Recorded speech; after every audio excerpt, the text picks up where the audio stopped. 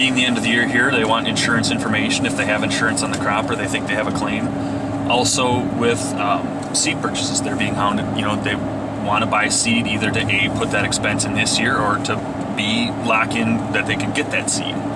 So it's just critical to get those maps back in a timely manner. And with this year, the harvest is kind of drug on, so people haven't, they may not have been done yet, or it's kind of a little bit later than it normally is. Whereas, last year, I think most people were done by the beginning of November. And because it was so dry, they just got to harvest early and they got everything done early, so they weren't as pressured. Whereas this year, it's been so wet, you can see it's crummy out today, and there's still beans or corn out in the field, so guys are a little bit stressed. So if you can do anything to alleviate that stress, it's going to help them out, and they'll appreciate that. Right?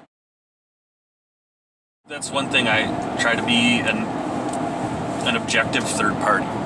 Whereas, a lot of the seed dealers or, chemical companies, they'll print off the maps. Say, oh yeah, give me your cards, I'll print off your maps for free. And I'm not saying that this happens, but then they get that information and, they can look at that information and do what they want with that information. Whereas, myself, I get the maps, I print them off and move on to the next person. And if they ask my input on anything, I'll give generalities or speak in terms of what I see in their maps, but I'm completely objective. I have no skin in the game of seed purchases or yield. I could really care less if Pioneer yields better than DeKalb or DeKalb yields better than Pioneer.